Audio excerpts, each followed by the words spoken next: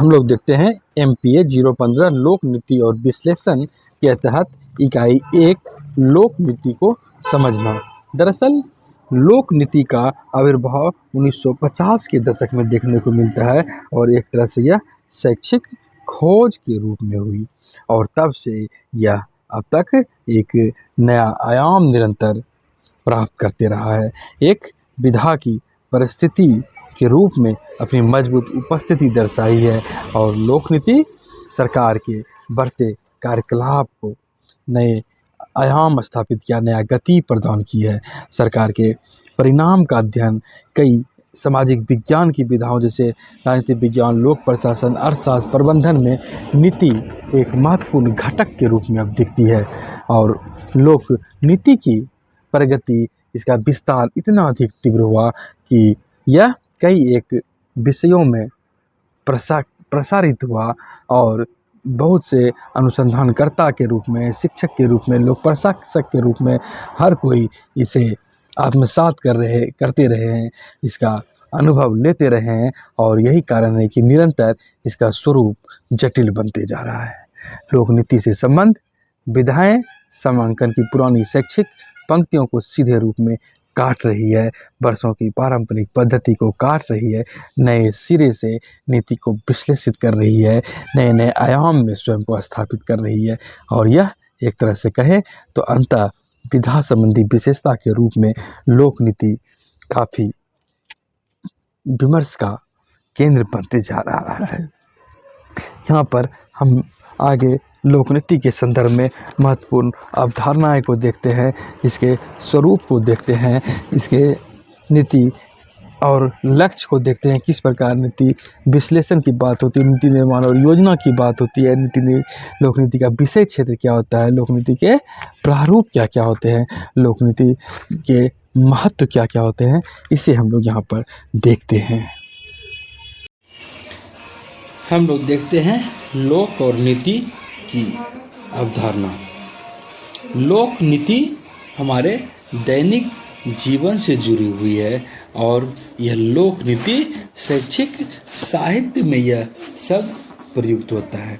लोक नीति से इतना समझ लिया जाए कि जो जनता से जुड़ी हुई नीति सरकार बनाती है वही लोक नीति कहलाती है और विद्वानों ने भी इस संदर्भ में विभिन्न प्रकार की परिभाषाएं दी है कि सरकार अपने आसपास से जुड़ी चीज़ों को जनता के हित में कानून बनाती है, वह लोक नीति कहलाती है। इसमें लोक नीति का दायरा इतना व्यापक है कि सरकार कुछ करने की नीति बनाती है तो यह नीति होती है, यहाँ तक कि कुछ नहीं करने की नीति बनाती है तो यह भी लोक नीति से संबंधित होती है। और लोक नीति शब्द ऐसे भी हम दैनंदिन जीवन में भी देखने को मिलते हैं। राष्ट्रीय नीति, राष्ट्रीय शिक्षा नीति, राष्ट्रीय स्वास्थ्य नीति, श्रम नीति, कृषि नीति, हमारी विदेश नीति, इन शब्दों का जिक्र हम लोग सुनते हैं, देखते हैं, करते हैं। और यह लोक नीति एक ऐसा क्षेत्र होता है जहाँ की इस क्षेत्र में काम होता है और यह लोक नीति अगर कहें तो सार्वजनिक रूप से वर्गीकृत किया जाता है। यह सिर्फ एक ही व्यक्ति विशेष से जुड़ी हुई बातें नहीं होती है, बल्कि यह भी समझा जा सकता है कि यहाँ जीवन का प्रभाव क्षेत्र निजी या पूर्णतः व्यक्तिगत ही नहीं होता है, बल्कि यहाँ पर निजी जीवन तो चूंकि जुड़ा हुआ तो है ही और सार्वजनिक जीवन से जुड़ी हुई बातें होती है। और इस तरह हम देखते हैं कि लोक नीति दोनों में सम्मिलित होती है, एक तरह से यह उभयनिष्ठ जैसी बातें हो जाती है। लोक नीति से जुड़ी हुई बातें पहले राजनीतिक विज्ञान के क्षेत्र में होती थी और यह समझ लें कि पहले का अध्ययन कुछ संकीर्ण अर्थों में अध्ययन होता था और अब व्यापक क्षेत्रों में अध्ययन होता है, व्यापक रूप से देखा जाता है किसी बात को।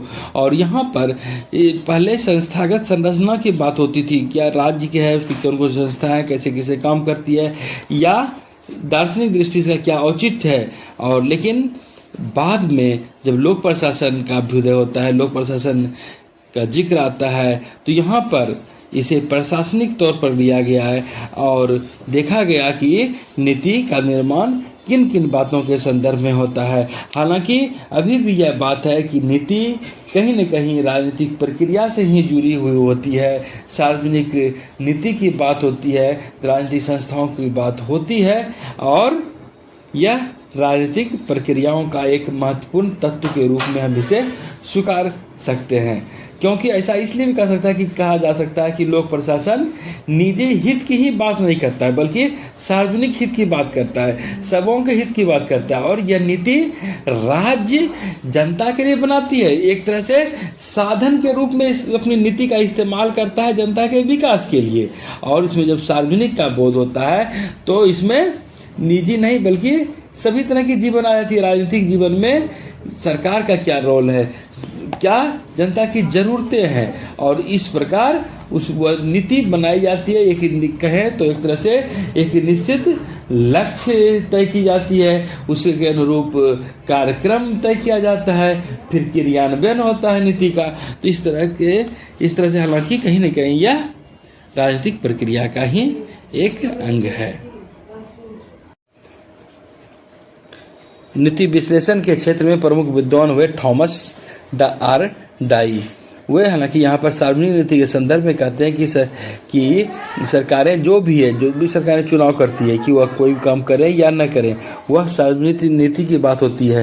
हालांकि यहाँ पर डाई ने कहा है कि परंपरागत राजनीति विज्ञान उन संस्थाओं का वर्णन करता है जिसमें लोक नीति सूत्रबद्ध की गई थी। हालांकि ये बाद में कहा जाता है कि लोक नीति की विषय वस्तु के बीच जो संबंधता रहा वो आगे नहीं रह सकी। राजनीति विज्ञान के केंद्र में लोक नीति धीरे धीरे स्थानांतरित हो गई, और यह सरकार के कार्यकलाप के कारण और परिणाम दोनों में यहाँ पर यह दिखता है। हालांकि यह भी कहा जा सकता है कि राजनीति विज्ञान का संबंध आज ज़्यादा बढ़ गया है, इसमें लोक नीति निर्धारित की जाती है। और यहाँ पर देखने वाली बात यह भी है कि सरकारी अधिकारी स्वतः नीति को मूर्त रूप देने में जुड़े होते हैं, यह भी तय है। लेकिन लोक प्रशासन के अध्ययन में अब तक निर्धारित नीतियों के कार्यान्वयन के लिए मशीन पर ही पहले ज़्यादा ध्यान केंद्रित करने की प्रवृत्ति रही है। बाद में यह राजनीतिक जगत में आया, लोक प्रशासन में यह नीति आया, और फिर यह कहीं न कहीं राजनीति का भी एक अंग बन गया। सरकारी प्राधिकारियों के संगठन, सरकारी कर्मियों के व्यवहार और बढ़ते हुए संसाधन आवंटित करने की विधियों, प्रशासन और समीक्षा पर ध्यान गया।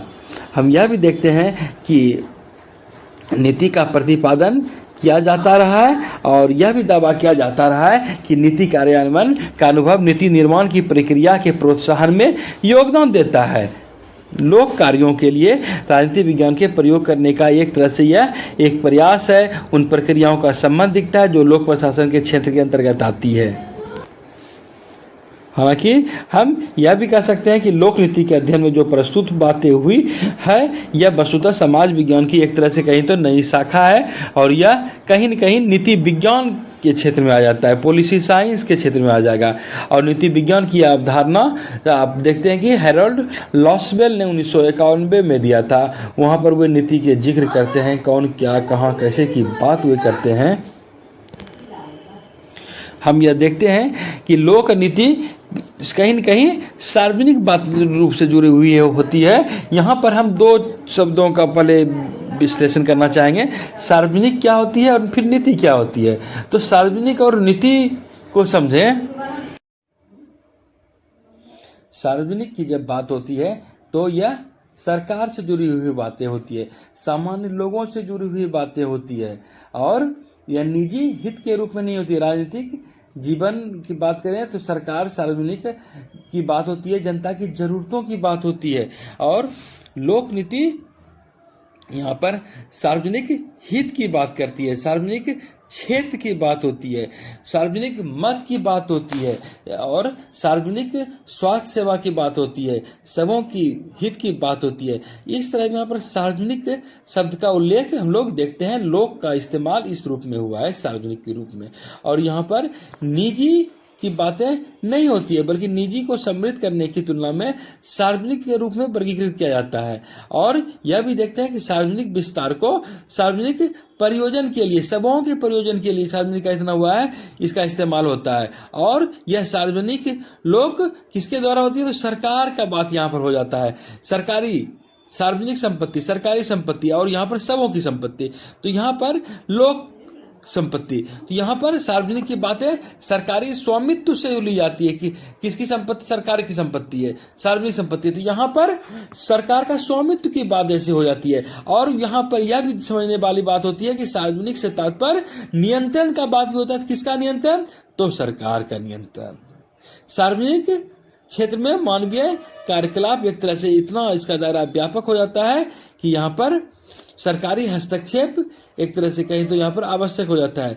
और यहाँ पर सार्वजनिक और निजी इस तरह के कहीं न कहीं दोनों के द्वंद्व की स्थिति रहती, दोनों विचार के रूप में। और यहाँ पर हम वेबर का उल्लेख करना चाहिए, W.B. वेबर, और उन्होंने सार्वजनिक क्षेत्र में निजी क्षेत्र से किस प्रकार की अंतर देखने को मिलता है, यहाँ पर इसका विश्लेषण किया गया है कि सार्वजनिक क्षेत्र के बारे में जो कहा गया है और निजी क्षेत्र के बारे में जो कहा गया है प्रमुख रूप से कुछ बिंदुओं में, तो यह अधिक जटिल और अस्पष्ट कार्यों का सामना करता है। इसे अपने निर्णयों के कार्यान्वयन में अधिक समस्या होती है। निजी के निस्बत जो सार्वजनिक क्षेत्रों में जो होती है यह जटिल होता है, कार्य का स्वरूप अस्पष्ट होता है, नीति का कार्यान्वयन में समस्या होती है, इसे आराम से नहीं हो जाती है। और कहीं न कहीं सार्वजनिक प्रशासन की जो बातें होती है तो यह अपनी क्षमताओं को निरंतर सुधारने के लिए चिंतित रहता है और बाजार की विफलता की क्षतिपूर्ति से अधिक चिंतित भी रहता है, क्योंकि इन्हें सबों के हित का ख्याल रखना पड़ता है। और एक तरह से अगर कहें तो निष्पक्षता के मुद्दों की अनुक्रिया करने के लिए यहाँ पर इसके पास अधिक अवसर होते हैं। और एक बात यह भी होती है कि लोकहित में कार्य करना चाहिए, ऐसी बातें होती है, और कार्य करते हुए प्रतीत भी होना चाहिए, इस तरह की भी बातें होती है। सार्वजनिक समर्थन के अल्प स्तर को बनाए रखने की बात होती है। और लोक प्रशासन का यहाँ पर हम देखें तो उद्भव निजी हित की नहीं बल्कि लोक हित की प्राप्ति करने के लिए किया गया है, राज्य के साधन के रूप में किया गया है। लोक हित की बात और राज्य के साधन के रूप में, ताकि अधिकतम लोगों को अधिकतम सुविधा मुहैया कराई जा सके। एक और जहां अधिकतम लोकहित की बात होती है, वहीं राजनीतिक शासनों के लिए जब ये विशेष करके उदारवाद का दौर चला, हालांकि नव उदारवाद का स्वरूप है, तो यहाँ पर लोक प्रशासन से अपेक्षा की जाती है कि वह लोकहित संवर्धन ज़्यादा से ज़्यादा करे और वह एक संरक्षक के रूप में रहे और बाजार को अपने रूप में संचालित होने दे। हालांकि मैक्स वेबर की बात अगर करें पूर्व में जाकर, तो वे कहते थे कि औद्योगिक समाज में तर्क ना परख प्रक्रिया के कारण अधिकारी तंत्र की वृद्धि हुई थी। कुछ ऐसी बातें हुई जिसके कारण कि अधिकारियों की स्वरूप में वृद्धि हुई। उसके बाद नव उदारवाद के दौर में लोक प्रशासन में सार्वजनिक हित के क्षेत्र में यहाँ पर इसका स्वरूप बदलता दिखता है। वे सिर्फ निजी क्षेत्रों को बढ़ावा देने के लिए वहाँ पर उसको इस तरह की नीति क्रियान्वित आज ज़्यादा की जा रही है। और अधिकारी तंत्र कहीं न कहीं भिन्न रूप में दिखते हैं जो कि निजी क्षेत्रों में विद्यमान होता है। हालांकि अधिकारी तंत्र को लोकहित के कार्य करने के लिए अभिप्रेरित किया जाता है, ऐसा दिखावा किया जाता रहेगा उसके। लेकिन जब हम सार्वजनिक का विचार करते हैं, सार्वजनिक तौर पर देखते हैं, तो यहाँ पर अगर हम पूर्व में जाएं तो वहाँ पर इसके जो विद्वान हुए जो हार्वर्ड साइमन जैसे हैं, तो वे वहाँ पर देखते हैं कि किस तरह लोकहित का तर्क निरंतर छीन होते गया। वे कहते हैं नौकरशाहियाँ किस तरह प्रतिबंधित तर्क संगति के बड़े उपाय दिखाती है।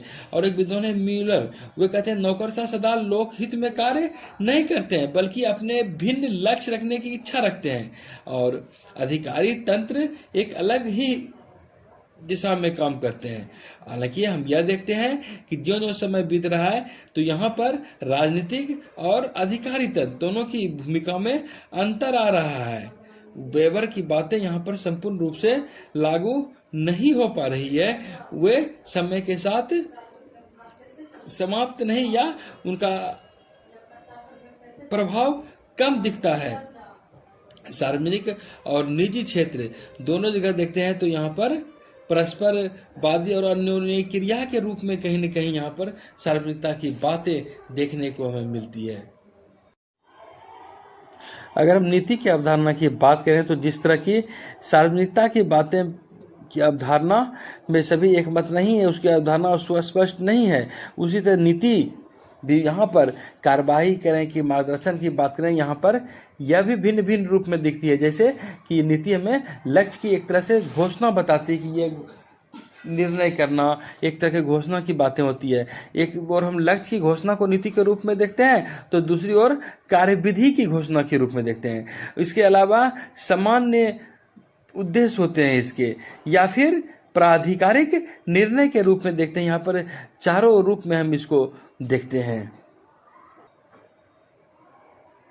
हालांकि सामान्य तौर पर देखा जाए तो नीति का अर्थ होगा निर्णय करना, पॉलिसी बनाना, क्या किया जाए, कैसे किया जाए, कब किया जाए, कहाँ किया जाए, क्यों किया जाए। तो इस तरह की बातें नीति के संदर्भ में सामान्य तौर पर बातें लोग इसका अर्थ लगाते हैं। और एक विद्वान हुए जैसे कि फ्रेडरिक, वे कहते हैं किस परिस्थिति में क्या करना है, क्या नहीं करना है, कैसा निर्णय लेना है, यही तो नीतियां हैं। डिमार्क्स कहते हैं नीतियां व्यवहार के वैसे नियम है जिन्हें सचेत रूप से मान्यता प्राप्त है और जो प्रशासनिक निर्णयों का मार्गदर्शन करते हैं। तो ऐसी बातें होती है।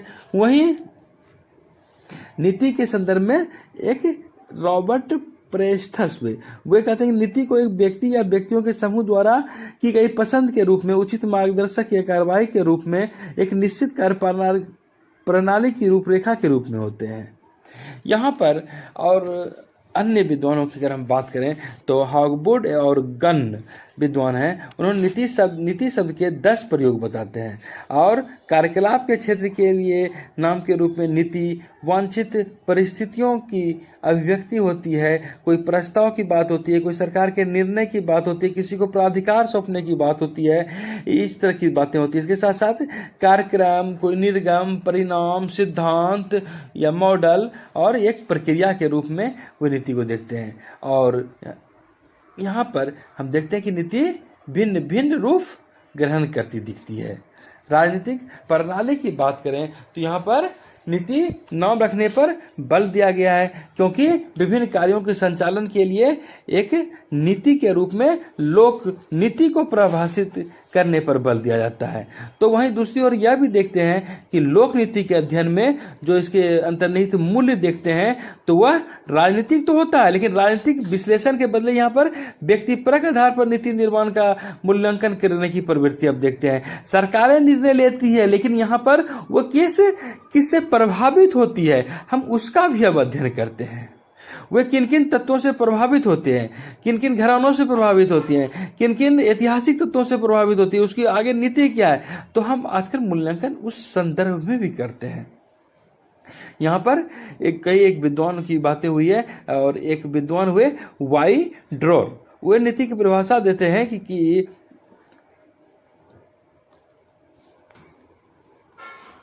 कोई अनुसरण करने वाली जो कार्रवाई होती है और इस पर जो समान निर्देश दिया जाता है, इस संदर्भ में ही वे नीति को परिभाषित करते हैं। वहीं एक विद्वान हुए पीटर सेल्फ, तो वे नीतियों को बदलते हुए ऐसे एक निर्देश के रूप में विश्लेषित करते हैं कि कार्यों को कैसे प्रस्तुत किया जाए, कैसे निष्पादित किया जाए।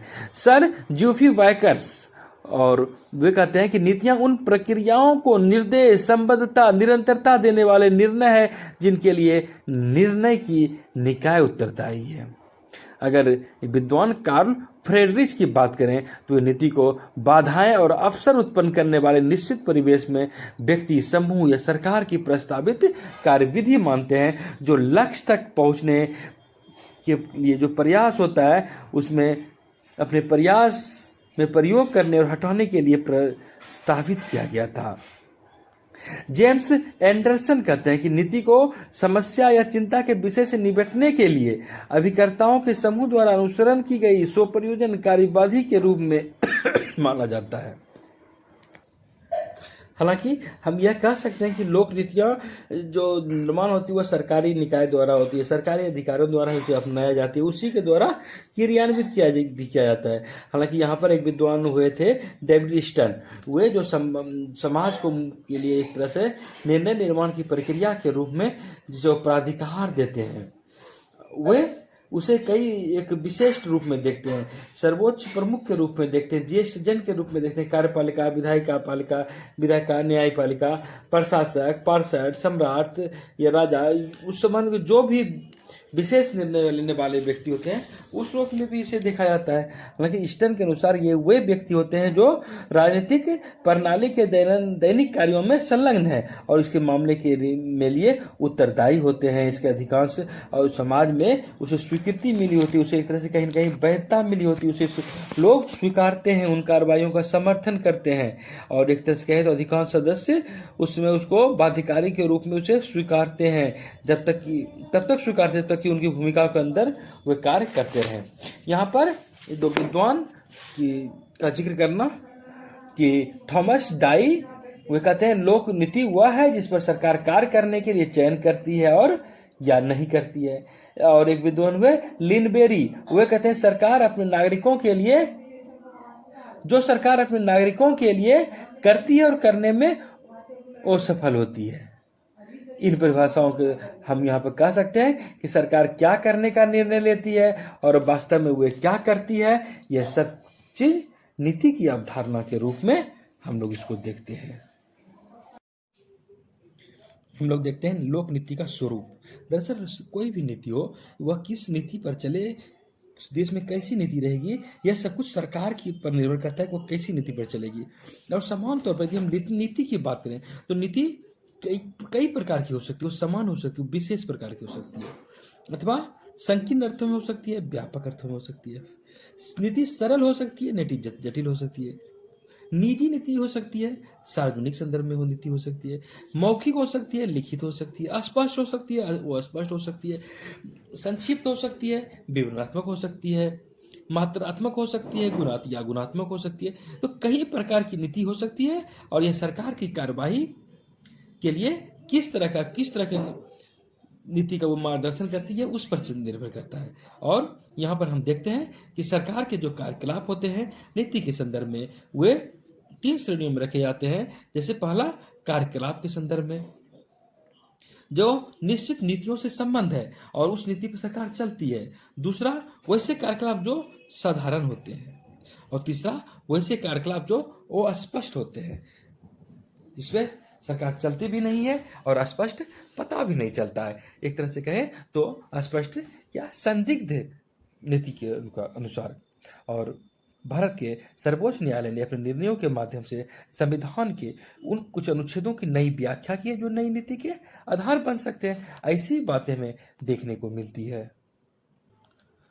और यह भी देखने वाली बात होती है कि नीति जब बनाई जाती है तो देश के अनुकूल बनाई जाती है, देश के विकास की नीति के अनुकूल बनाया जाता है कि देश विकास करे। और वो विकास हर तरीके का विकास, सामाजिक विकास, आर्थिक विकास या मानव का विकास हम कहें, स्वतंत्रता, समानता, आत्मनिर्भरता, तो हर तरह के लगे कि यहाँ विकास का वातावरण है। और आधारभूत संरचना के रूप में भी ऐसे अपनाए जाने की बातें हम देखते हैं। लोक नीति नहीं हो सकती, यह बात भी है।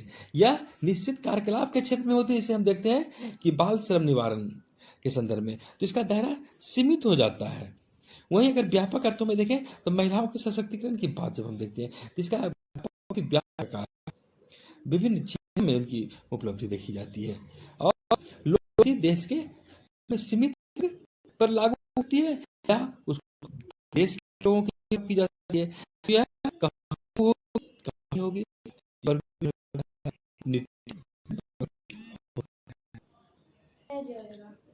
हम देखते हैं केंद्रीय स्तर पर नीति बनती है, राज्य स्तर पर के लिए नीति अलग बनती है, स्थानीय स्तर के लिए अलग नीति बनती है और कभी कभी विशिष्ट नीतियों के संदर्भ में हम बात देखते हैं। मार्गदर्शन विशेष को भी हम नीतियाँ यहाँ पर कहते हैं। और एक विद्वान हुए ड्रॉर, वे लोक नीति के प्रमुख विद्वान माने जाते हैं, वे कहते हैं बृहद नीतियां प्रधान बृहद नीतियों का रूप बनती है, जो ठोस और निश्चित नीतियों के बृहत्तर सेट के लिए मार्गदर्शी सिद्धांतों को पूरा करने के समग्र लक्ष्यों की स्थापना शामिल करती है। हम यहाँ पर यह देखते हैं कि सभी नीतियों में अधिक स्पष्ट और अस्पष्ट शब्दों में निश्चित लक्ष्य और उद्देश्य होते हैं। लक्ष्य होते हैं तो उसके स्पष्ट उद्देश्य होते हैं, और नीति, कोई भी नीति होती है उनके परिणाम होते हैं, उनकी उम्मीद की जा सकती है उनके संदर्भ में कि यह पूरी होगी या नहीं होगी। ऐसी बातें देखने को मिलती है। वर्तमान संदर्भ में भी हम देखते हैं कि जो राजनीतिक प्रणाली, जिस राजनीतिक प्रणाली में जीवन व्यतीत कर रहे हैं, यहाँ कोई नीति होती है, उद्देश्य होता है, वो अपने लक्ष्य की ओर प्रेरित होती है। और लोक नीति हम यह कह सकते हैं कि वो सकारात्मक हो सकती है, किसी को नकारात्मक भी दिख सकती है। और सकारात्मक हम तभी कह सकते हैं जैसे कोई खास समस्या से निपटने के लिए स्पष्ट सरकारी कार्रवाई शामिल जिसमें हो तो वह सकारात्मक लोक नीति कहलाती है। और नकारात्मक नीति उसको कहें कार्रवाई न करने के लिए सरकारी अधिकारियों द्वारा लिए गए निर्णय को शामिल करती है। जब सरकारी अधिकारी सोच लेते हैं हमें कोई निर्णय लेना ही नहीं है, कोई काम करना ही नहीं है, तो वह नकारात्मक नीति कहलाती है। और इस पर सरकारी आदेश देने के लिए प्रयास किए जाते हैं। कानूनी तौर पर हम यह देखते हैं कि लोक नीति बाध्यकारी होती है, और उस लोक नीति को नागरिक समझते हैं कि यह वैध नीति है, इसे मान्यता प्राप्त है। और जैसे कि उदाहरण स्वरूप समझ सकते हैं, कोई व्यक्ति हो, उसे गंभीर दंड या कारावास का जोखिम नहीं लेना है, तो देखते हैं कि वह समय पर हर काम नियमानुकूल करता है, समय पर टैक्स भर देता है, कोई नियम के अनुकूल चलता है, कानून के अनुकूल चलता है। और जो यह नीति को लोगों की विश्वास भी प्राप्त होती है, उसको लोगों को बाध्यतापूर्वक लोग इसे मानते हैं। और यह भी देखते हैं लोक नीतियों की वैधता सरकारी संगठनों को ये निजी संगठनों से अलग करती है, क्योंकि निजी संगठनों का वो वैधता नहीं लोग आमतौर पर सार्वजनिक तौर पर लोग देते हैं, सभी लोग, जितना कि लोक नीति को देते हैं। निजी संगठनों की नीति अलग नीति होती है। और यह भी देखते हैं कार्रवाई का कोई भी कार्रवाई होती है तो वह किसी न किसी उद्देश्य के रूप में लोक नीति स्थापित होती है। और यही वह जब जिस दिशा की ओर बढ़ती है तो वहीं पर इस नीति का स्वरूप, लोक नीति का स्वरूप बेहतर तरीके से या पूरी अच्छी तरीके से। आगे हम लोग देखते हैं नीति निर्माण और निर्णयन। तो नीति निर्माण और निर्णयन ऐसा लगता है कि दोनों एक ही चीज़ है, दोनों निकटता से जुड़ा हुआ है, लेकिन दोनों एक ही चीज़ हमेशा नहीं होती है। नीति निर्माण और निर्णयन दोनों का कार्य एक जैसा दिखता है, और यह समझ लें कि यह निर्णय करने के समान नहीं है। नीति निर्माण में निर्णय करना अंतर्निहित हमेशा होगा, ऐसी बातें नहीं है। नीति निर्माण और निर्णयन अलग अलग है। नीति निर्माण में निर्णयन करना अंतर्निहित नहीं है, और यह भी आवश्यक नहीं है कि प्रत्येक निर्णय नीति ही बन जाए। प्रत्येक निर्णय नीति बन जाए यह जरूरी नहीं होती है। निर्णय करने में अक्सर समस्या की निर्णय करने में हम लोग समस्या की पहचान करते हैं, और जो कोई विकल्प उस समस्या का हो उसका सावधानी पूर्वक हम लोग विश्लेषण करते हैं।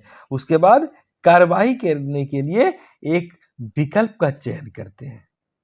और साधारणतया होता यही है कि निर्णय जो है प्रशासक द्वारा लिए जाते हैं। नीति की जो वर्तमान में नीति है उसकी संरचना के संदर्भ में ली जाती है, दिन प्रतिदिन के कार्य के लिए लिए जाते हैं।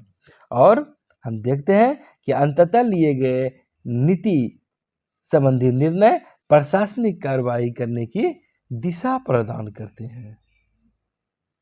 यहाँ पर एक विद्वान हुए एंडरसन, वे कहते हैं नीति निर्णय उन सरकारी अधिकारियों द्वारा किए गए निर्णय हैं जो लोक नीति में कार्रवाइयों के लिए प्राधिकृत करती है या निर्देश और विषय वस्तु देती है।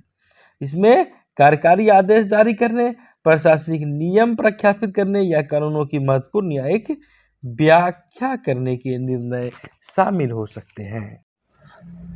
अब हम लोग देखते हैं नीतियां और लक्ष्य। यहाँ पर नीतियां और लक्ष्य भी दोनों अलग अलग चीज है। लक्ष्य का नीतियों से भेद प्राप्त परिणाम के आधार पर किया जाता है। लक्ष्य का परिणाम अलग होता है, नीति के संदर्भ में परिणाम अलग देखी जाती है। लक्ष्य से हमारा उद्देश्य होता है हम जिस जो कार्रवाई कर रहे हैं, जिस परिणाम के लिए, अपेक्षा के लिए उसे हासिल करना।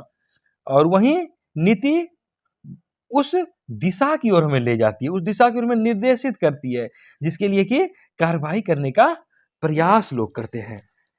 नीति में लक्ष्य और उद्देश्य को प्राप्त करने के लिए तैयार की गई कार्यवाही के संदर्भ में जो विकल्प आते हैं वह उसमें शामिल होते हैं और लक्ष्य हम हासिल करते हैं। और जो कुछ कार्यवाही करते हैं या ना करते हैं, इसके रूप यह निर्देश देने के लिए भी नीति बनाई जा सकती है।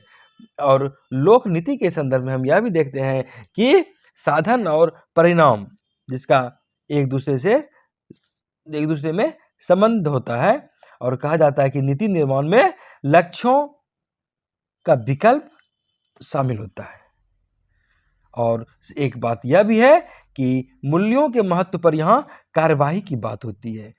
नीति और उद्देश्य का विकल्प भी हमेशा अक्सर मूल्यों से प्रभावित होता है। हम कुछ भी नीति बनाते हैं तो हमारे जो आदर्श है, हमारे जो मूल्य हैं, उसके अनुरूप बनाते हैं, और कार्रवाई भी, लक्ष्य भी हम उसी के अनुरूप हासिल करते हैं। अब यहाँ पर देख सकते हैं कि शीर्ष न्यायालय के न्यायाधीश हो या नीति निर्माता, तो वे जो लोक नीति के संबंध में अपने जो मूल्य है, जो आस्था है, जो विश्वास है, जो विचार है और जो प्रत्यक्ष ज्ञान है, उस संदर्भ के आधार पर वे कार्य करते हैं। नैतिक रूप से ही सही लोक नीति क्या है और लक्ष्य नीति निर्माताओं के मूल्य पर निर्भर करते हैं कि नीति निर्माताओं के मूल्य क्या हैं। और जैसे कि आप समझ सकते हैं कि मूल्य हैं, उसके अनुरूप लक्ष्य निर्धारित किए जाते हैं, उसके अनुरूप नीतियां बनती है, उसके अनुरूप निर्देश दी जाती है, उसके अनुरूप कार्यवाही कार्यक्रम संचालित की जाती है। और कार्यवाही कार्यक्रम का उद्देश्य होता है लक्ष्य हासिल करना। नीति निर्माण और योजना, नीति निर्माण को योजना से अलग करके देखा जाता है। दोनों अलग अलग चीज़, नीति निर्माण अलग है, योजना अलग है। और यहाँ पर हम यह कह सकते हैं कि नीति एक विवरण होता है। विशिष्ट नीतियाँ विशेषकर भारत में देखें तो योजना प्रलेख से उत्पन्न होती है। और अक्सर हम यह देखते हैं कि योजना के लक्ष्य और नीतियाँ योजना प्रलेख में लिखे नहीं जाते हैं, उसमें नहीं लेखन नहीं होते हैं उनके, और उन्हें केवल सामान्य शब्दों में निर्दिष्ट कर दिया जाता है। आंतरिक रूप से यह वो संबंध हो सकता है और यह दोनों आपस में विरोधी भी आप देख सकते हैं, विरोधी के रूप में। और राष्ट्रीय विकास योजना, जैसे राष्ट्रीय विकास योजना लक्ष्यों या अलग अलग योजनाओं का संग्रह होता है, और इन्हें जब एक साथ रखा जाता है तो यह एकीकृत योजना नहीं बन सकती है। और निर्देश के लिए संसाधन को आवंटित करना और अर्थव्यवस्था के विभिन्न क्षेत्रों में लक्ष्यों की निर्धारित योजना का सारभाग माना जाता है। वहीं यह भी कहा जाता है कि योजना के लिए उचित नीति संरचना जरूरी होता है, और कोई भी लक्ष्य केवल इसलिए प्राप्त नहीं किए जा सकते हैं क्योंकि उसके लिए निवेश मुहैया करा दिए गए हैं। तो वो लक्ष्य हासिल हो ऐसी बात नहीं होती, बल्कि नीति की संरचना के तहत ही वो योजना तैयार की जाती है, और इसीलिए सफल नीतियों से योजनाएं और उनका कार्यान्वयन भी सफल होता है। हम देखते हैं अब नीति विश्लेषण और नीति समर्थन में क्या अंतर है। तो नीति विश्लेषण भी अलग चीज़ है, नीति समर्थन भी अलग चीज़ है। नीति विश्लेषण के अंतर्गत देखें तो यहाँ पर नीति की जो प्रभाविता होती है, जो प्रभाव होता है, वह ज्ञात किया जाता है नीति विश्लेषण में, और कार्यक्रम के प्रभाव की जांच मूल्यांकन द्वारा संगठनात्मक जो प्रभाव होता है उसके आकलन करने की एक तकनीक मात्र है। एक विद्वान हुए चैंडलेर और प्लानो, वे कहते हैं कि नीति विश्लेषण और नीति विकल्पों के प्रभावों के बारे में स्वाभाविक निर्णयों का प्रणालीबद्ध और आंकड़ा आधारित अभिकल्प है। यह निर्णय से पहले समस्या का आकलन और मॉनिटरिंग के लिए, उसके कार्यान्वयन के बाद मूल्यांकन के लिए प्रयुक्त किया जाता है। इसलिए यह नीति निर्धारित करने के लिए नहीं है कि सरकार को किन किन नीतियों के अनुसार काम करना चाहिए। हम ये कह सकते हैं कि नीति समर्थन का संबंध इस बात से होता है कि सरकार को क्या करना चाहिए, उसमें क्या परिवर्तन लाना चाहिए। जहाँ इस प्रकार की बात होती है तो यहाँ पर यह नीति समर्थन के अंतर्गत आ जाती है, और इसके अंतर्गत वे चर्चा करते हैं अनुनय, संगठन और स्वयं सक्रियतावाद जैसी बातें होती है। और यह भी देखते हैं कि नीति विश्लेषण का संबंध क्रमबद्ध ढंग से जांच के साधन का जो प्रयोग करता है, नीति के प्रभाव के परीक्षण से होता है। लोक प्रशासक के नीति के एक विद्वान हुए थॉमस डाई। वे कहते हैं नीति विश्लेषण को मांगों के लिए चिंतनकर्ता व्यक्ति की अनुक्रिया थिंकिंग मैन्स रिस्पॉन्स होता है। और नीति विश्लेषण की कई चिंताएं होती है, तीन आधारभूत इसकी मूलभूत समस्याएं होती है, चिंताएं होती है, जैसे कि नीति के निर्धारण के बदले नीति का स्पष्टीकरण है, और दूसरा क्रमबद्ध जांच के साधनों के प्रयोग से लोक नीति के कारण और परिणाम शामिल करता है, और थर्ड यह लोक नीतियों के कारण और परिणाम के बारे में सामान्य प्रस्तावों का विकास तथा परीक्षण शामिल करता है। हम इस तरह देखते हैं कि नीति विश्लेषण समाज की समस्याओं के लिए वैज्ञानिक और प्रासंगिक होना भी हो सकता है। नीति विश्लेषण की भूमिका मात्र प्रतिस्थापन करना नहीं है, बल्कि जो राजनीति है वर्तमान में उसका समर्थन करना, उसके समर्थन की सहायता करना भी है। और एक विद्वान है विल्डावस्की, वे कहते हैं नीति विश्लेषण का प्रयोजन समर्थन समाप्त करना नहीं होता है, बल्कि प्रतियोगी हित के बीच तर्क का स्तर उठाना होता है। और अंतिम परिणाम इस संदर्भ में यह होगी, उच्चतर कोटि की बहस होगी, जो संभवतः सबसे अच्छी तरह से ज्ञात विकल्पों में अच्छा रहेगा, और यह सार्वजनिक हित में सार्वजनिक विकल्प का काम करता है। अब हम लोग देखते हैं नीति विश्लेषण और नीति प्रबंधन। तो नीति विश्लेषण और नीति प्रबंधन भी दोनों अलग अलग चीजें हैं। हालांकि व्यवहार में दिखता है कि दोनों परस्पर एक दूसरे से जुड़े हुए हैं। हालांकि यहाँ पे एक विद्वान हो इस संदर्भ में कहते हैं नहीं, ऐसी बातें नहीं है। ड्रोर प्रशासनिक चिंतक नीति के संदर्भ में, तो ड्रोर के अनुसार नीति विश्लेषण नीति संबंधी मुद्दों की पर्याप्त जांच और बेहतर विकल्पों की पहचान करता है। नीति विश्लेषण नीति संबंधी मुद्दों की पर्याप्त जांच और बेहतर विकल्पों की पहचान करता है। इसमें क्रमबद्ध दृष्टिकोणों और सुनिश्चित विधियों की सहायता ली जाती है। हम देखते हैं कि ड्रोर जो बात कहे हैं कि नीति संबंधी जो मुद्दे होते हैं उसकी जांच होता है नीति विश्लेषण में, बेहतर विकल्प की पहचान होता है नीति विश्लेषण में। वहीं हम यह देखते हैं कि नीति प्रबंधन या आश्वस्त करने के लिए नीति निर्माण का प्रबंधन करता है। नीति प्रबंधन करता है, एक तरह से तैयारी करता है कि प्रक्रिया पर विचार करता है कि वह उच्च कोटियों का निर्माण कर सके।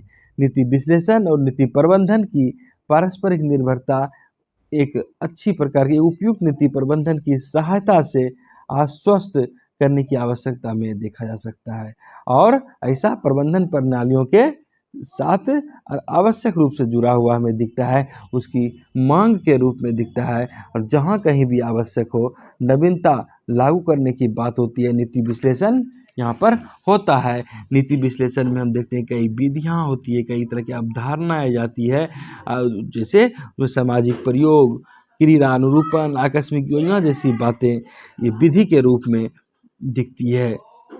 नीति विश्लेषण और नीति प्रबंधन के बीच ऐसी भिन्नताओं के बावजूद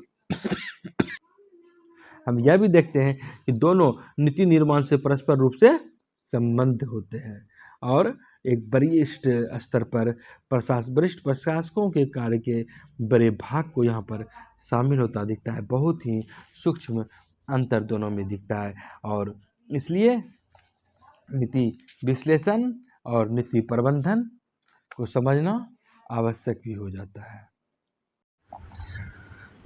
लोक नीति का विषय क्षेत्र कितना व्यापक है, इसके संदर्भ में अगर हम देखें तो लोक नीति दरअसल विकास के संदर्भ में बनाई जाती है, और विकास का दायरा आप जानते हैं कि काफ़ी व्यापक होता है, काफ़ी व्यापक परिदृश्य में होता है, और समकालीन प्रवृत्तियों में जो ट्रेंड चल रहा है, जो प्रवृत्ति आ रही है, वह बहिर्निर्देशन का हो, एक्सप्लॉयटेशन का है।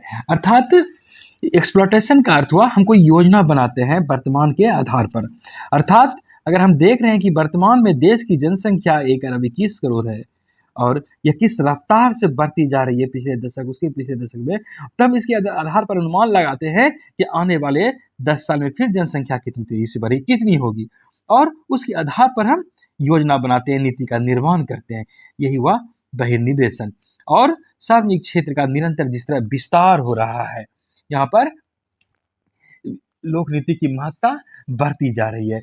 आप देखते हैं कि सार्वजनिक आवश्यकताओं में जनसंख्या के साथ विस्तार हो रहा है, लोगों की आवश्यकताएं बढ़ रही है, मांग बढ़ रही है, कई तरह के नए नए क्षेत्र भर कर सामने आ रहे हैं।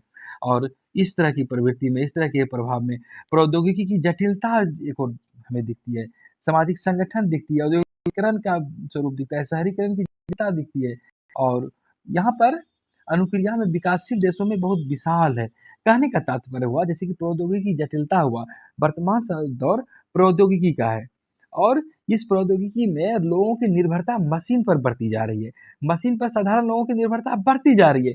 वहीं मशीन में भी कोई विफलता आ जाए तो फिर वो साधारण लोगों से ठीक नहीं होता, उसके लिए फिर विशेषज्ञ लोगों की जरूरत पड़ती है। तो इसी तरह यह जटिलता का उदाहरण है।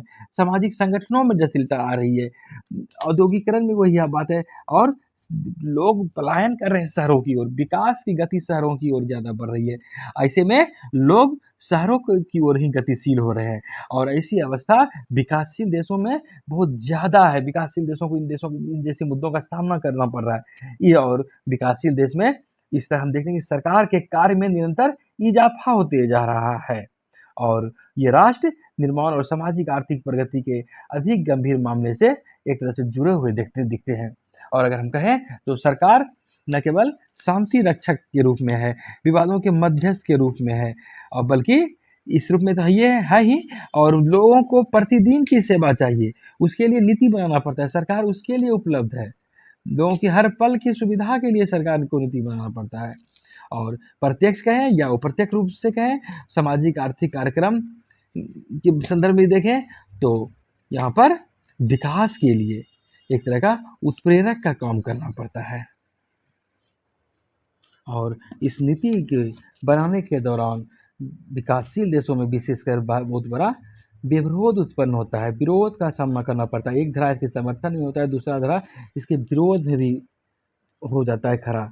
अब देखते हैं जैसे कि राष्ट्रीय विकास तेज करने की बात होती है, नई प्रौद्योगिकियों को अपनाना होता है और कोई संस्थागत परिवर्तन ही क्यों न हो, तो इस तरह के विरोध की बातें होती है।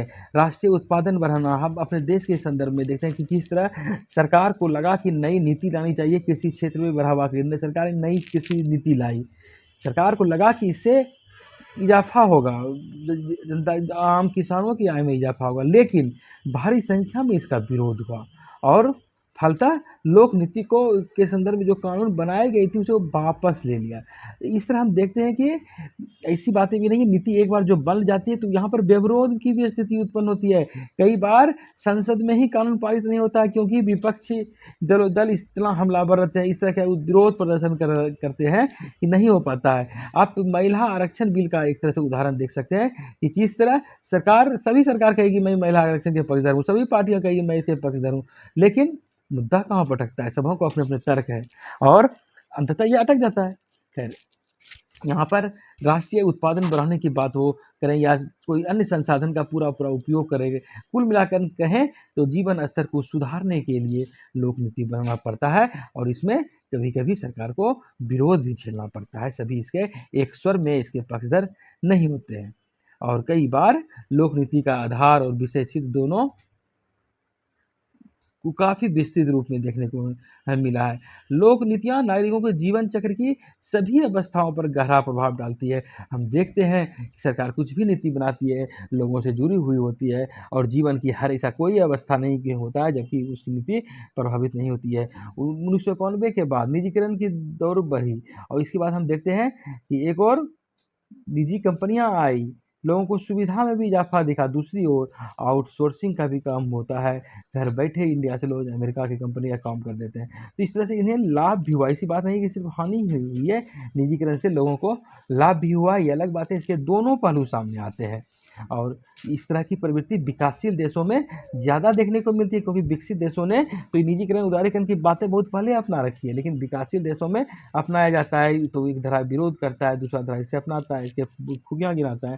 खैर, माइकल टीटज एक विद्वान हुए, उन्होंने 1980 में ही लिखा था कि लोक नीति की सीमा काफ़ी विस्तृत है, यह अत्यावश्यक है और अत्यावश्यक से अत्यंत साधारण तक आज लोक नीतियाँ रक्षा, पर्यावरण, हर क्षेत्र में इसकी आवश्यकता होती है कि किस तरह विकास के कार्य हो, चाहे वो पर्यावरण के संदर्भ में क्यों ना हो, स्वास्थ्य के संदर्भ में क्यों न हो, शिक्षा के संदर्भ में हो, आवास योजना के संदर्भ में हो, टैक्स के संदर्भ में हो, मुद्रास्फीति के संदर्भ में हो, विज्ञान प्रौद्योगिकी के संदर्भ में हो, तो हर क्षेत्र में इनका विषय क्षेत्र व्यापक होते गया है, विस्तृत होते चला गया है।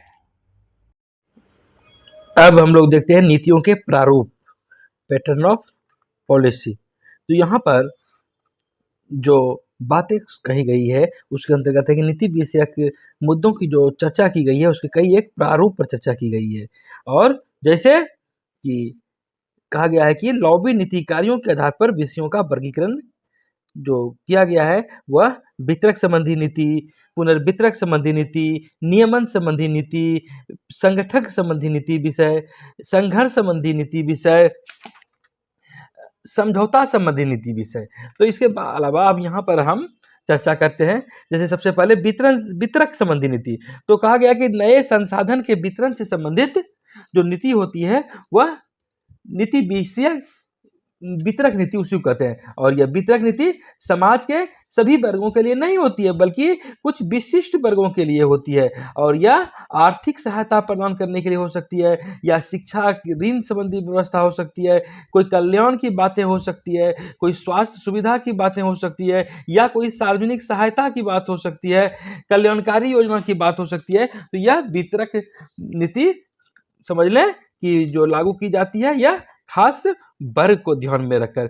या इसका एक उदाहरण आप प्रौढ़ शिक्षा कार्यक्रम सरकार ने चलाया, तो यह भी उसका उदाहरण है। खाद्य सुरक्षा, आपने देखा कि सरकार ने 5 किलो गेहूं या जो भी चावल वो सरकार कुछ लोगों को देती रही, बीपीएल वाले को। मैं सभी लोगों के लिए वो नीति नहीं थी, कुछ लोगों को। उसी तरह सामाजिक बीमा की बातें होती है, या सुविधा वंचित सामाजिक पृष्ठभूमि के कभी कभी छात्रों को छात्रवृत्तियां दी जाती है कि जो पिछड़े वर्ग के बच्चे हैं उन्हें सहायता दी जाए, या वृद्धा पेंशन दी जाती है वृद्ध लोगों को, या दिव्यांग जो होते हैं शारीरिक रूप से जो अशक्त होते हैं उन व्यक्तियों को सहायता देने के लिए जो नीति अपनाई जाती है उसे वितरक संबंधी नीति विषय के अंतर्गत रखकर देखा जाता है। अगर हम पुनर्वितरक संबंधी नीति की बात करें तो जैसे कि पुनर्वितरण नीति के अंतर्गत जो बुनियादी सामाजिक आर्थिक परिवर्तन लाना ही इसका उद्देश्य होता है, और इसके माध्यम से जो संसाधन है उसका वितरण परिवर्तन करने से होता है। आप ये समझ सकते हैं कि कुछ सार्वजनिक वस्तु कुछ या कोई कल्याणकारी सेवाओं का वितरण है तो वह समाज के कुछ वर्गों में वो समान ढंग से होता है, और ये वस्तु सेवा पुनर्वितरण नीतियों के माध्यम से सरल बनाई जाती है, कारगर बनाई जाती है। आप ये समझ सकते हैं कि आयकर नीति जैसे इनकम टैक्स की बातें होती है तो आय के पुनर्वितरण के तत्वों का यह निष्पादन करती है।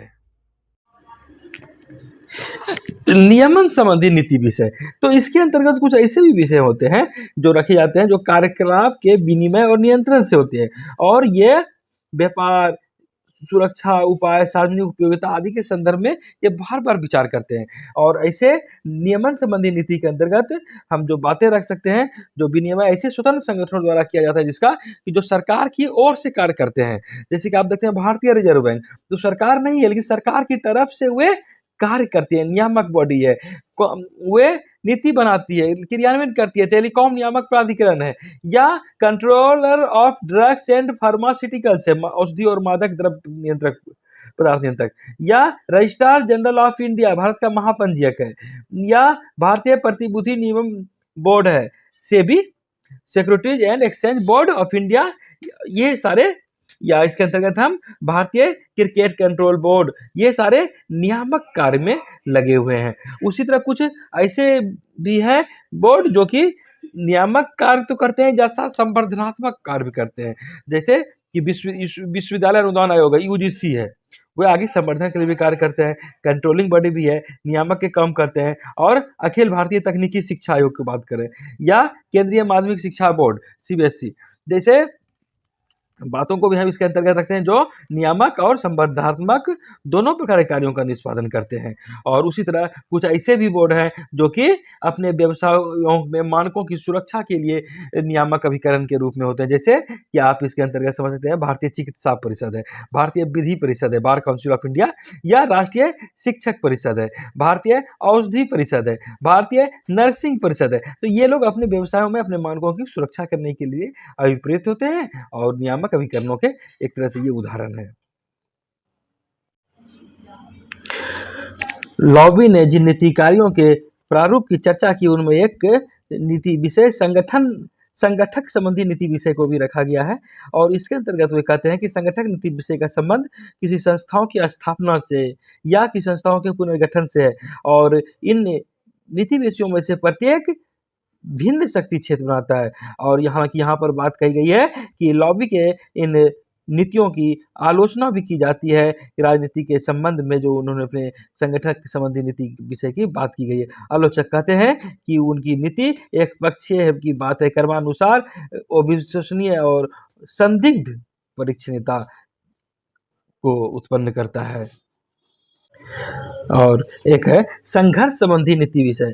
कॉबे और एल्डर वे यहाँ पर कहते हैं कि संघर्ष संतुष्टि के बदले संघर्ष के आधार पर नीति विषय का जो प्रस्तावित करते हुए उसका केंद्र बिंदु उस तरीके पर होता है जिसमें कि संघर्ष उत्पन्न किया जाता है और संघर्ष को नियंत्रित किया जाता है। इसके लिए उन्होंने प्रतिष्ठा और संसाधनों के वितरण से संबंधित मुद्दों पर संघर्ष उत्पन्न करने की बात कही है, और इन्हें प्रतियोगी पक्ष द्वारा वैकल्पिक नीति के प्रस्तुतिकरण के रूप में ऐसे उपायों और युक्तियों से उत्पन्न किया जा सकता है जो प्रतिष्ठा अथवा संसाधनों में वितरण में पक्षपात करते हैं, पूर्वाग्रह रखते हैं और व्यक्तिगत बातों या सामूहिक लाभ के लिए मुद्दा बनाने की बात होती है। किसी मानवीय घटनाओं की या प्राकृतिक आपदा के संदर्भ में देखिए, या अंतर्राष्ट्रीय घटना, अंतर्राष्ट्रीय संघर्ष, युद्ध की जब बात होती है, जब कोई प्रौद्योगिकी परिवर्तन महसूस करता है, तब इस प्रकार की मुद्दे, इस प्रकार के नीति निर्णय कार्यसूची में बनते हैं। और संघर्ष नीति की, जहाँ पर संघर्ष की बात होती है, वो संघर्ष नीति के नाम से जाने जाते हैं।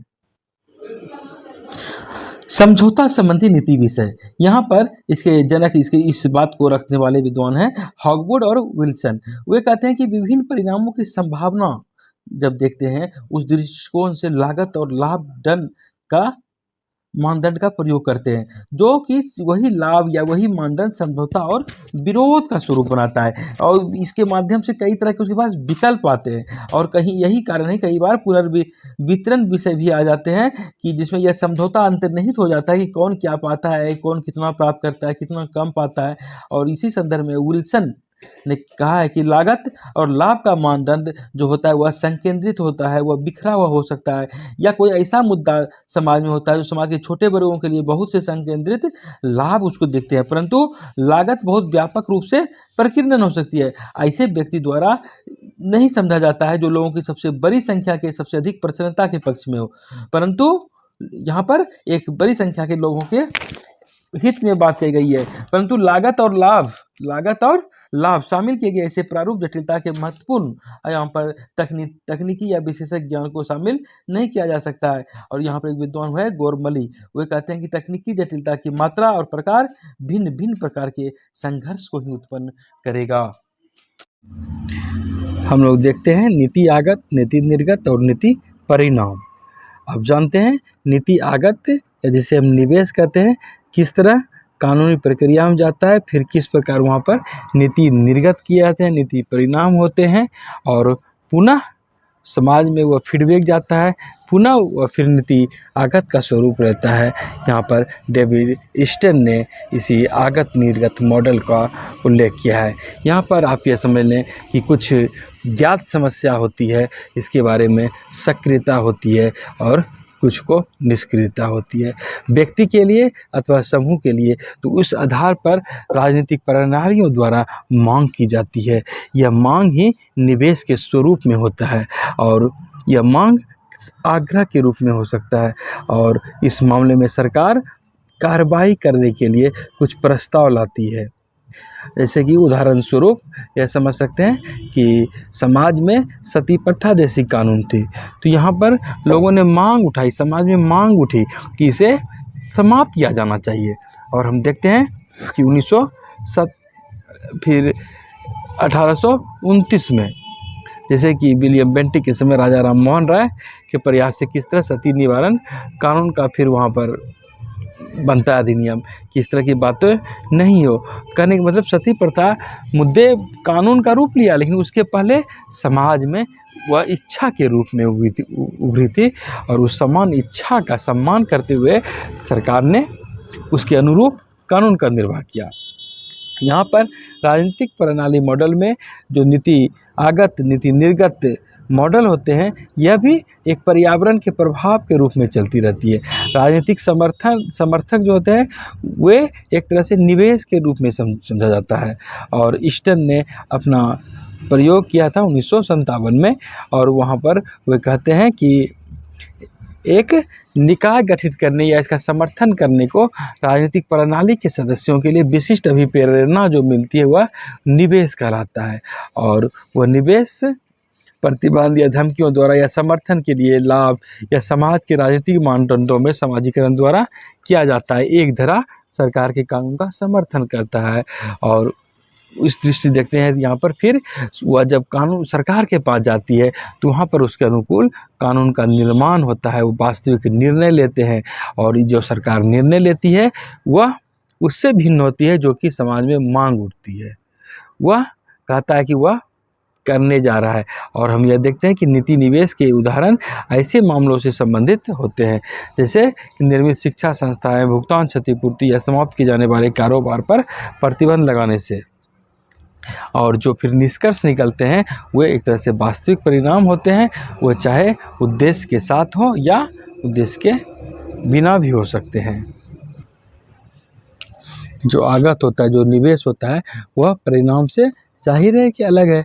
और निवेश की अवधारणा इस बात पर बल देती है कि नीति द्वारा प्रभावित होने वाले जो अभिप्रेत लक्ष्य समूह के लिए वास्तव में क्या होता है। यदि लक्ष्य समूह में परिवर्तन नहीं होता है तो वहाँ पर यह समझा जाता है कि कुछ न कुछ वहाँ पर गलत हो रहा है। इस संदर्भ में हम कह सकते हैं कि भारत में श्रम कल्याण नीति जैसी बातें हैं। कल्याण नीति निवेशों का आकलन किया जा सकता है, जैसे कितने व्यक्तियों की सहायता की गई, कितने व्यक्तियों को लाभ राशि प्रदान की गई। उसी तरह सुरक्षा नेट से सब है। और औद्योगिक उत्पादकता के लिए जो नीतियों के परिणामों संगठन में अन्य शक्तियों का आविर्भाव होता है, वह अनुशासनहीनता, संगठन के प्राधिकार का दुर्बलीकरण आदि का आकलन करना एक तरह से यहाँ पर कठिन हो जाता है। और हम ये समझ सकते हैं यहाँ पर कि नीतियों के परिणाम का जो मूल्यांकन होता है वह यह आकलन प्रारंभ करता है कि क्या वास्तव में जो नीति प्राप्त हो रही है, वह जो नीति प्राप्त करने के लिए बनी थी वो वैसी नीति निर्गत हो रही है या नहीं हो रही है। अब हम लोग देखते हैं लोक नीति का महत्व। लोक नीति दरअसल जो बनाई जाती है वो जनता के लिए बनाई जाती है। उसके केंद्र में जनता होता है और जनता से जुड़ी समस्याएं होती है लोक नीति के संदर्भ में। और जनता से जुड़ी समस्या होती है, कुछ मुद्दे होते हैं और यहाँ पर उन मुद्दे को उस समस्या को परिभाषित किया जाता है, संरक्षित किया जाता है और उन्हें राजनीतिक एवं राजनीतिक कार्यसूची में किस प्रकार रखा जाए, यहाँ पर यह अध्ययन आवश्यक हो जाता है। वह क्यों और किसके कारण किस खास दिशा में निष्क्रियता के अनुसरण के लिए सरकार को प्रभावित किया। तो यहाँ पर जैसा कि विद्वान एक थे थॉमस डाई, वे भी कहते हैं कि नीति के संदर्भ में सरकार क्या करती है यह देखा जाता है, वे क्या नहीं करती है, साथ साथ वो ऐसा क्यों करती है, यह और यह क्या भेद करता है। इस संदर्भ में लोक नीति का महत्व हमें दिखता है। और इस तरह लोक नीति के कई घटक हम यहाँ पर देखते हैं। जैसे कि जो कोई नीति बनती है तो वह किसी न किसी उद्देश्य के साथ बनता है, वो एक उद्देश्य के साथ एक सुविचारित ढंग से वो निरूपित किया जाता है। उसका एक लक्ष्य होना चाहिए किसी न किसी प्रकार का, और यह जैसे तैसे प्रकट नहीं हो जाता, संजोग बस नीति नहीं बन जाती है, क्योंकि जब लक्ष्य एक बार निर्धारित हो जाती है तभी उसी के अनुकूल नीति तैयार की जाती है और उस लक्ष्य को प्राप्त करने के लिए आवश्यक कार्य दिशा फिर निर्धारित की जाती है। और नीति सुविचारित होती है, यह अलग अलग निर्णयों की एक श्रृंखला नहीं होती है। नीति वह होती है जो वास्तव में की जाती है, वह वांछित होती है। लक्ष्यों का विवरण नीति नहीं होती है, बल्कि लक्ष्य स्पष्ट रूप से होती है और नीति वास्तविक अर्थों में की जाती है। नीति यह भी बताती है कि समय सीमा क्या होगा जिसके अंतर्गत वो लक्ष्य प्राप्त किए जाने चाहिए। नीति का अनुसरण क्रम में कार्य दिशा एक तरह से कहें तो स्पष्ट करती है, वह निरूपण करती है, कार्यान्वयन करती है, मॉनिटरिंग करती है, मूल्यांकन करती है। और वस्तुतः देखा जाए तो लोक नीति का विषय क्षेत्र यहाँ तक स्पष्ट होता है, यहाँ तक विस्तृत होता है, जहाँ तक कि राज्य जो नीति अपने समाज के लिए अंगीकार करना चाहता है, जो अंगीकृत करना चाहता है, अपने समाज के लिए जो नियम बनाना चाहता है, उस भूमिका तक नीति का विषय क्षेत्र जाता है। हम देखते हैं कि 19वीं शताब्दी में राज्य तो था, लेकिन राज्य की सीमित भूमिका सौंपी गई थी एक उदारवादी भावना के साथ, लेसेस फेयर वाली बात कि राज्य की भावना को कम करो।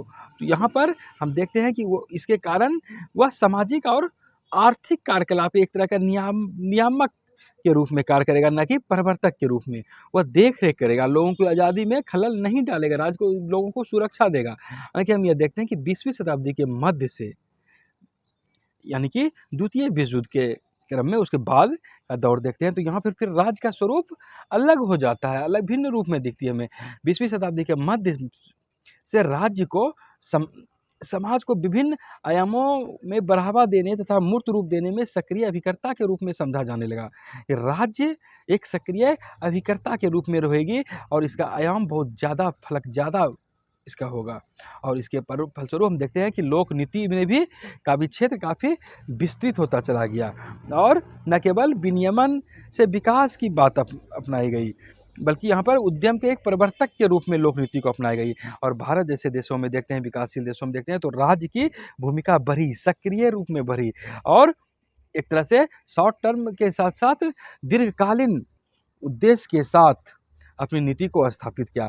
हम देखते हैं कि आज़ादी के साथ ही भारत ने न समाजवादी व्यवस्था अपनाई, न पूंजीवादी व्यवस्था अपनाई, बल्कि एक तरह का अपने तरह का एक सामाजिक आर्थिक मॉडल अपनाया, मिश्रित अर्थव्यवस्था अपनाया, ताकि तमाम लोगों का विकास हो सके। और अपने लोक नीति का लक्ष्य सामाजिक आर्थिक विकास रखा। उसके अनुरूप ही लोग दूसरे देशों से भी सहायता लिया, अपने देश के लोगों को उन्नति करने में सहायक वो बन सके।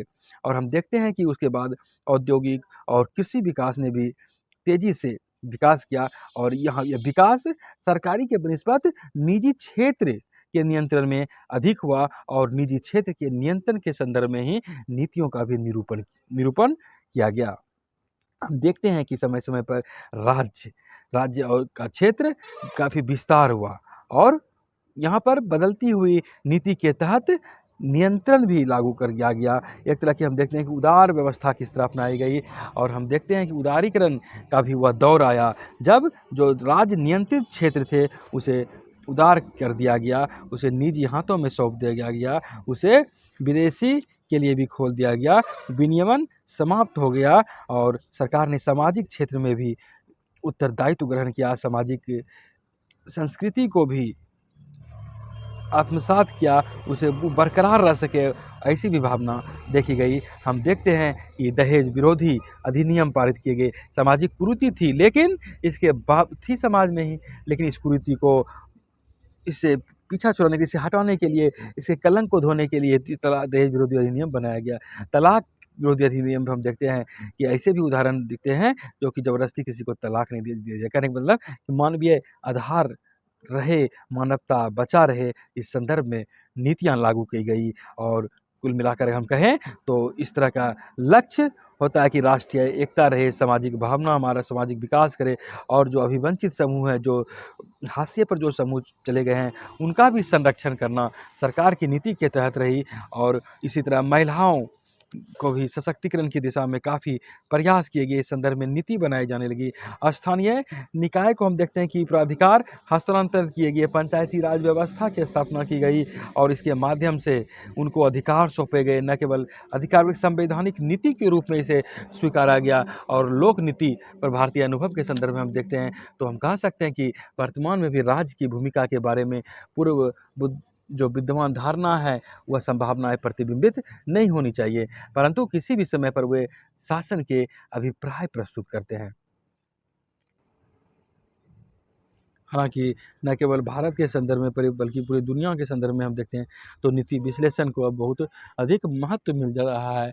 इसके अनुरूप ही कार्य किए जाते हैं और नीति निरूपण के बाद, निष्पादन की बात, मॉनिटरिंग में प्रभाविकता की मात्रा अधिक देखी जा रही है और नीति विश्लेषण में कठोरता की सीमा हम देखते हैं। और हम यह भी देखते हैं कि भारत के संदर्भ में 1990-91 का वह दौर जब विदेशी मुद्रा संकट से देश जूझ रहा था, तो वहाँ पर किस तरह नीतियाँ बदली गई, नीतियाँ बनाई गई। और यह भी बात हो सकती है कि अगर वो नीतियाँ असफल हो जाती तो क्या होता।